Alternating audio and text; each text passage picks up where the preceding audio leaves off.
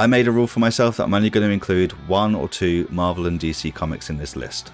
Also, these are all technically graphic novels, but it's all comics at the end of the day, so let's go. 10 comics to buy for Christmas this year.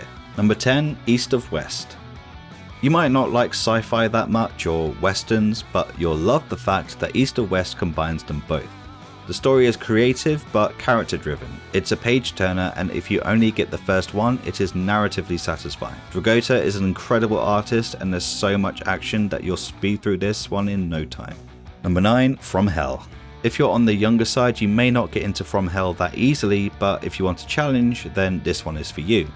It's big, the artwork isn't always pretty, but it's intense and bleak, which fits the story perfectly. Alan Moore is revered for a reason, and this is one of them.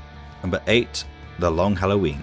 I was going to put The Killing Joke here, but most people have heard of that. To be fair, they've probably heard of The Long Halloween too, but Tim Sale passed away this year, so it's a fitting tribute to recommend one of his books. The art isn't as blockbuster as Jim Lee's, arguably, but it's expressive and interesting, and the story is great.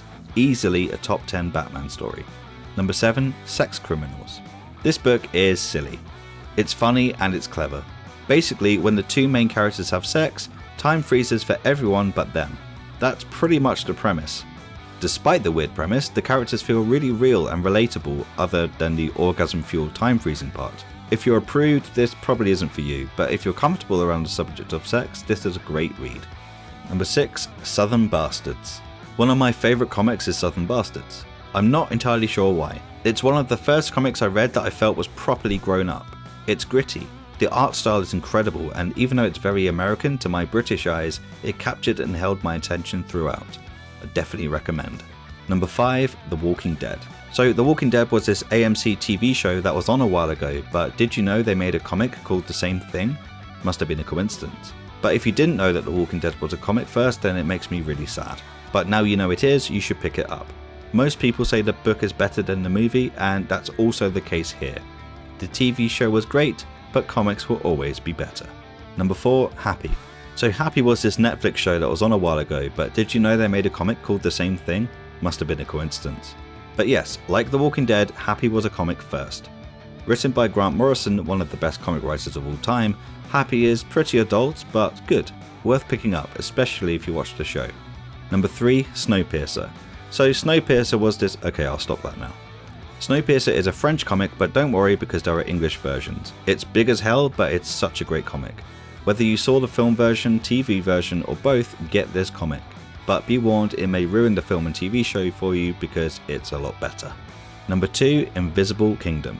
My introduction and love affair with Christian Ward came from this book. The love affair is very one-sided, but since reading this book, I kiss my picture of Christian goodnight every evening before I dream of mastering colour like he does. This is full-on sci-fi, but you'll be mesmerised by the pages even if you don't get on with the story.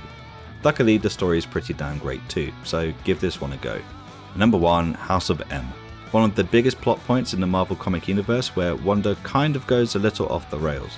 If you saw Doctor Strange 2, this comic influenced that film quite a lot. The action starts from the first page and it's a great X-Men book. My biggest recommendation is for you to read comics made by indie artists. Yes, I'm biased, but most indie creators rely heavily on your readership and most of the greatest ideas come from those indie creators. And if you've never read a comic book before, then pick up at least one of the ones I recommended because I'm sure they'll convince you that comics are great and it's not just all about people who wear their underwear on the outside. Well, 2 of them are, I suppose, but still. Have fun reading and happy Christmas.